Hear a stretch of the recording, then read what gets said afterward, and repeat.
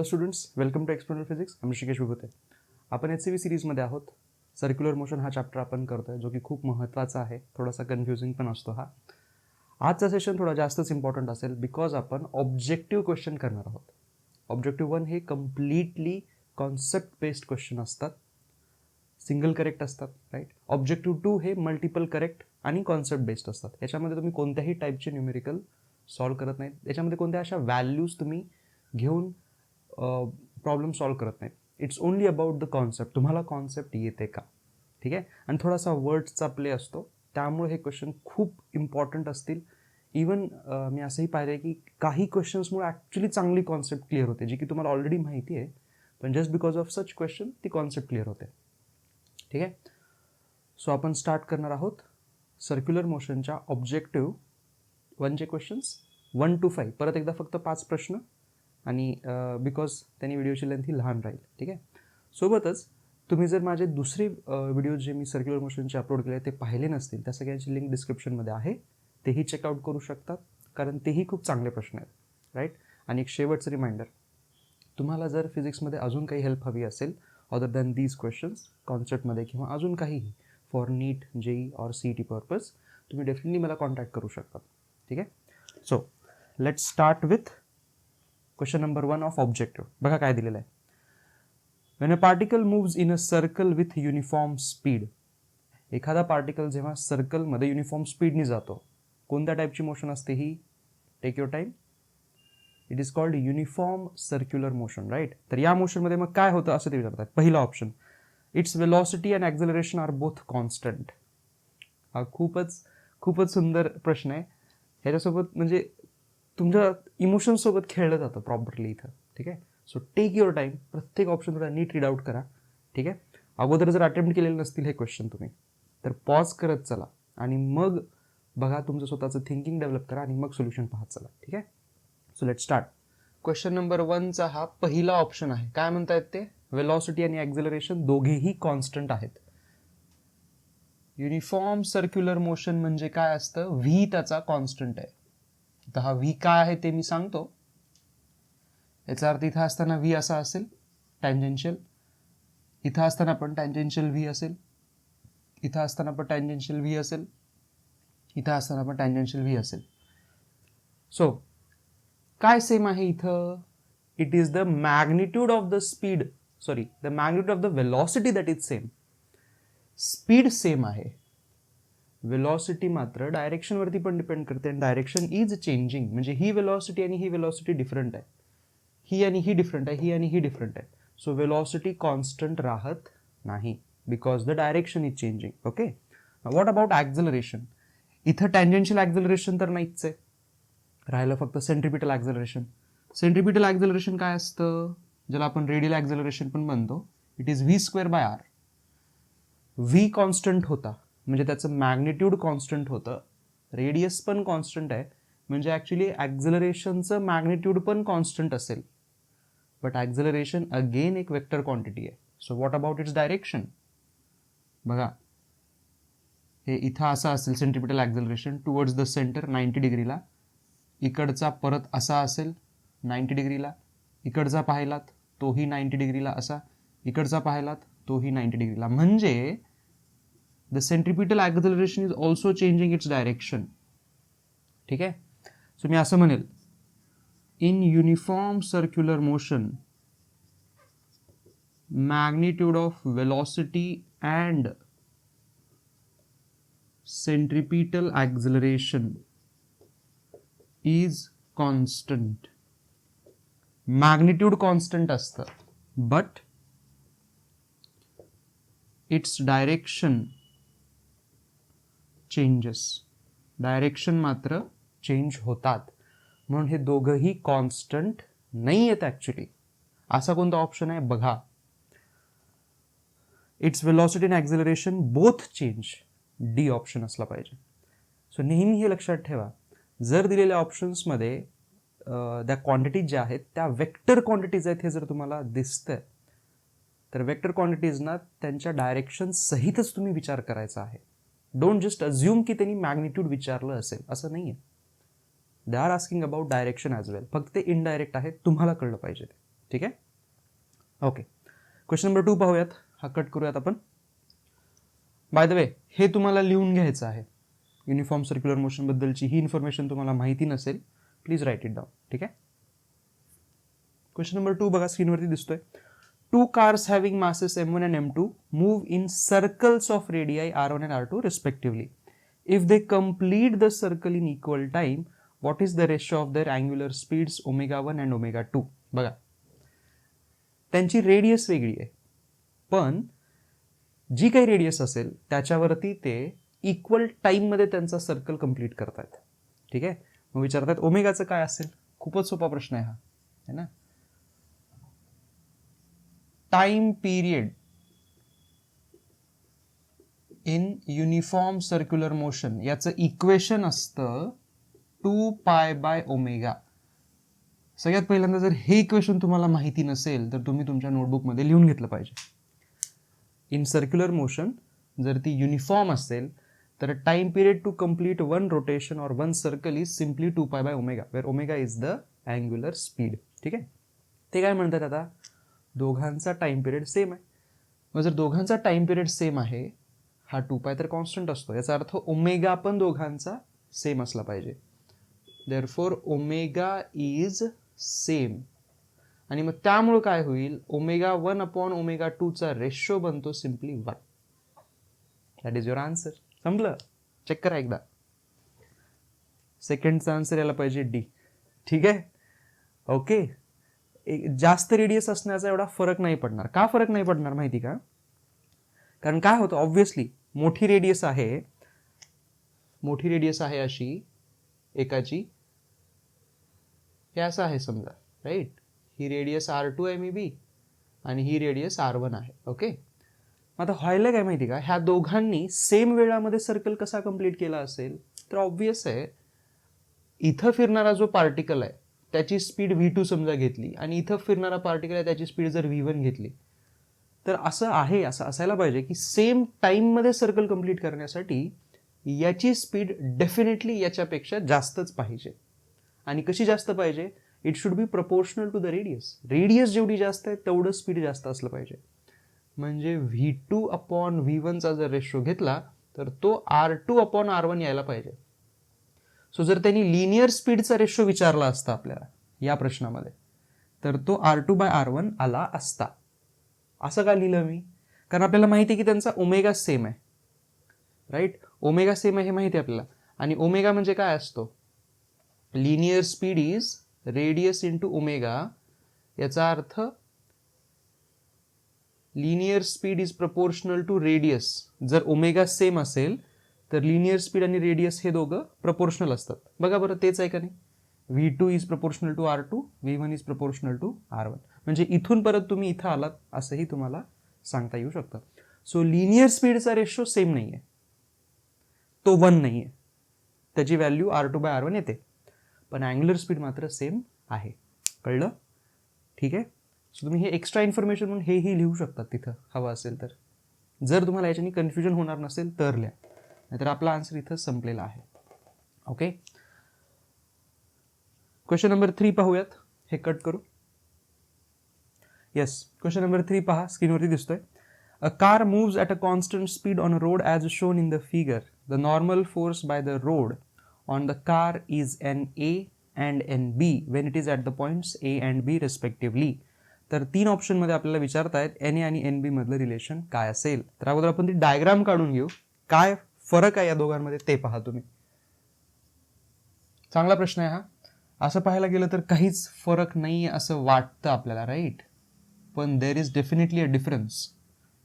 हा point A आहे, हा पॉइंट B आहे. ठीक आहे.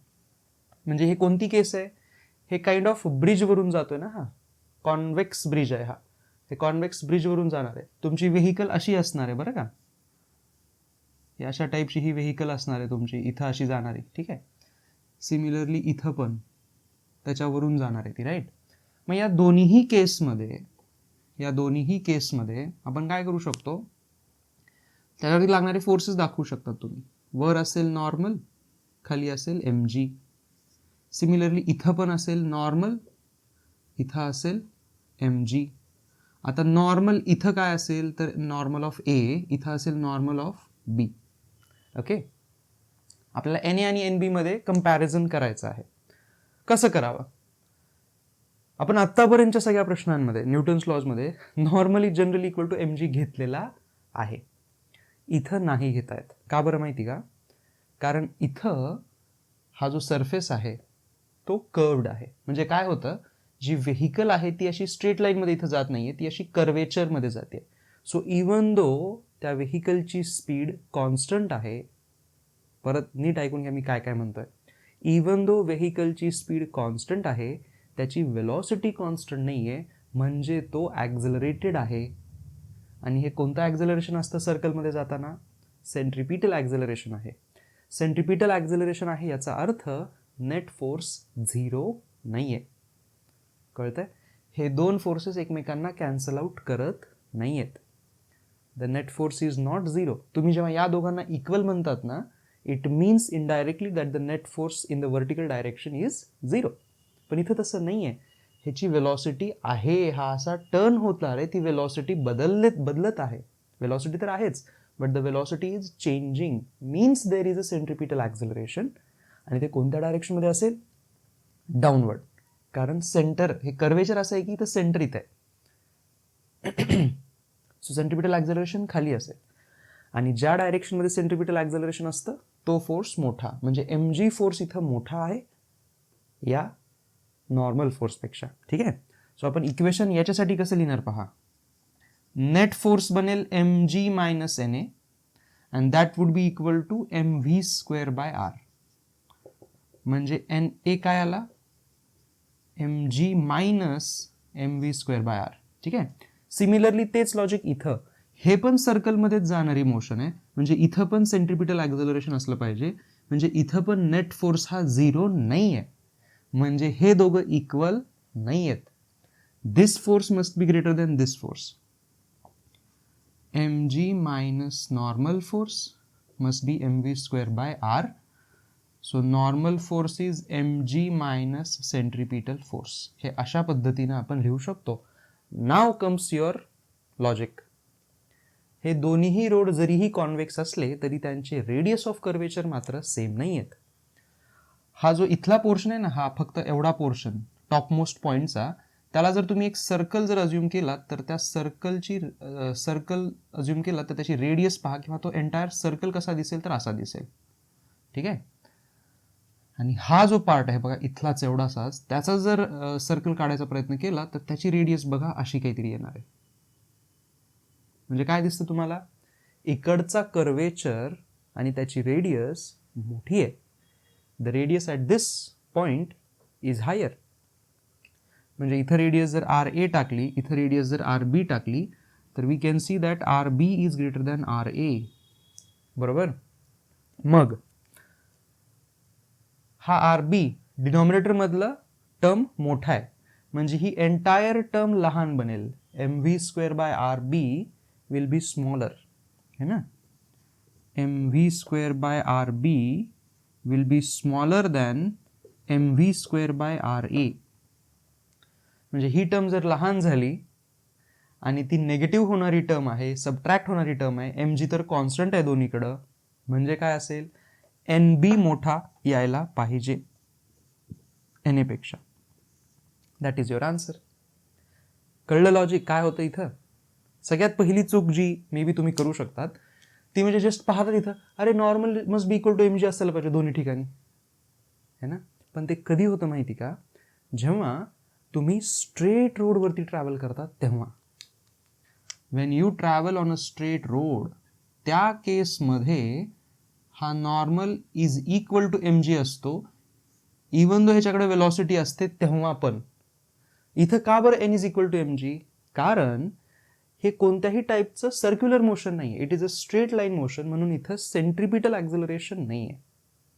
ठीक आहे. ॲक्च्युली हे जे आपलं इक्वेशन आलं ना, हे वाला दोन्ही ठिकाणचं सेमच आहे. ह्या दोन्ही इक्वेशनमध्ये तुम्ही चेक करा, जर रेडियस जी आहे ती जर तुम्ही इन्फिनिटी जर टाकलात, इन्फिनिटी, तर ही टर्म बनते 0 and normal is equal to M G बनतो. मग इन्फिनिटी इज इक्वल टू 0 ही काय भानगड आहे? तर हा जो स्ट्रेट रोड असतो ना, स्ट्रेट रोड म्हणजे जे तुम्ही रोज तुमच्या क्लासला जाता ना, किंवा कोणत्याही नॉर्मल शहरामधले जे रोड असतात ते जनरली स्ट्रेटच असतात, until unless there is a bridge, है ना. जनरली असे स्ट्रेटच असतात. अशा टाईपचे वरखाली म्हणत नाही आहे मी, नॉर्मल स्ट्रेट रोड. अशा रोड्सना जर आपण एक सर्कल इमॅजिन जर करायचा प्रयत्न केला की that road is part of a circle or a circular path, तर त्याची रेडियस बनते इन्फिनिटी. आणि त्या केसमध्ये म्हणजे इथं normal is equal to mg, कारण ही दुसरी टर्म बनते 0. ओके, सो स्ट्रेट रोडवरती तुमचं लॉजिक बरोबर आहे, normal is equal to mg, पण अशा टाईपच्या रोड्सवरती मात्र काम करणार नाही. ठीक आहे. सो आता तुम्हाला इथं मी एक एक्स्ट्रा क्वेश्चन असाच देऊ शकतो which you can try on your on. कोणता क्वेश्चन? हे कॉन्व्हेक्स ब्रिज आहे, राईट. तुम्ही असे कॉन्केव पाथ क्रिएट करू शकतात, म्हणजे असा एकदम असा गेलेला आहे रोड. इथं दाखवतो तुम्हाला मी, हे बघा, हे असा रोड तुम्ही दाखवताय आणि याची रेडियस थोडीशी मोठी दाखवताय, असं हे डॉटेड लाईन मधला पाथ बघा. तर हा पॉइंट आणि हा पॉइंट, या दोन ठिकाणी जो नॉर्मल कॉन्टॅक्ट फोर्स बनेल, परत त्यांचं तुम्ही कंपॅरिझन करू शकता. This could be a homework question for you. ठीक आहे, लक्षात आलं? सुद्धा ट्राय आउट करा आणि मला वाटलं तर कमेंट्समध्ये सांगा की काय आन्सर येतं. ठीक आहे, लिहून घ्या. चौथा प्रश्न बघू. क्वेश्चन नंबर 4 बघा, स्क्रीनवरती दिसतोय. A particle of mass m is observed from an inertial frame of reference and it is found to move in a circle of radius r with uniform speed v. The centrifugal force on it is. खूपच सुंदर प्रश्न आहे, याच्याने तुमचा centrifugal फोर्सचा doubt clear होईल. काय म्हणताय? तुम्ही एका इनर्शियल फ्रेमवरती आहात. तुम्ही जो ऑब्झर्वर आहे तो इनर्शियल फ्रेममध्ये, म्हणजे जसं की मी आत्ता थांबलोय ह्या कॅमेऱ्याच्या समोर, माझं काहीही ॲक्झलरेशन नाही आहे सध्या. ठीक आहे, किंवा तुम्ही या कॅमेरा थ्रू मला पाहताय, ही रेकॉर्डिंग जी तुम्ही पाहताय ज्या कॅमेऱ्यामधून पाहताय, तो कॅमेरा स्वतः रेस्टवरती आहे, ग्राउंडवरती आहे, आणि ग्राउंडला आपण इनर्शियल फ्रेम घेऊ शकतो. We assume it, right. So you people, तुम्ही सगळे पाहणारे दर्शक, हे इनर्शियल फ्रेममध्ये आहेत. अँड व्हॉट दे सी, की मे बी हा जो पेन आहे याला मी असं सर्कलमध्ये नेतोय. यू सी दॅट, किंवा असं बघा, you see that it is going in a circle, right. So तुमच्यासारख्या व्ह्युअर्ससाठी जे रेस्टमधून पाहतायत या पेनला, they see that the pen is going in a circle. See, even मी पण आता इनर्शियल फ्रेममध्ये आणि मलाही ही पेन सर्कलमध्ये जाताना दिसते. I can trace its circle, right. So obviously याच्यावरती सेंट्रीपिटल फोर्स आहे towards the centre. Centrifugal force किती असेल मग? विचार करा. आणि खूप सारे स्टुडंट्स लगेच असं आन्सर देतील असं मला वाटतं. सेंट्रीफ्युगल फोर्सचं इक्वेशन असतं mr ओमेगा स्क्वेअर किंवा mv square by r. It is same as the centripetal, पण याची डायरेक्शन असते रेडियली आउटवर्ड, है ना, रेडियली आउटवर्ड. मग हे आन्सर असावं का? जर हे तुमचा आन्सर असेल तर व्हेरी गुड, तुम्ही खूप बरोबर विचार करताय. बरोबर इन द सेन्स बरोबर डायरेक्शनमध्ये. ॲटलिस्ट यू नो की ही इक्वेशन्स आहेत. So you have an opinion, आणि मला आता ते बदलता येईल, कारण हे आन्सर करेक्ट नाही आहे. ठीक आहे, the correct answer is the centrifugal force would be 0. का बरं? कारण सेंट्रिफ्युगल फोर्स हा सुडो फोर्स असतो. तो फक्त तेव्हा ऑब्झर्व होतो जेव्हा ऑब्झर्वर नॉन इनर्शियल फ्रेममध्ये आहे, त्या फ्रेममध्ये तो सोबत त्या ऑब्जेक्टच्या रोटेट होतोय तेव्हा घ्यायचा असतो. आपले ऑब्झर्वर कुठे होते? तुम्ही कुठे आहात? इनर्शियल फ्रेममध्ये. इनर्शियल फ्रेममध्ये सुडो फोर्स येत नसतो, तो 0 असतो, कारण तुमचं ॲक्झलरेशन 0 आहे. ठीक आहे, सुडो फोर्सचं डेफिनेशनच असं आहे, pseudo force is nothing but mass of object. Mass of object असतं, पण ॲक्झलरेशन ऑफ ऑब्झर्वर असतं, किंवा फ्रेम ऑफ रेफरन्स तुम्ही घेऊ शकतात. आता तुम्ही इनर्शियल फ्रेममध्ये आहात म्हणजे तुमचं ॲक्झलरेशन, ऑब्झर्वरचं ॲक्झलरेशन 0 आहे. So this entire thing is actually m into 0. Pseudo force आला 0, जो की इथं सेंट्रिफ्युगल आहे. सो आन्सर 0 आहे याचं, बरं का. सगळ्यात शेवटचं ऑप्शन डी. कळलं आता?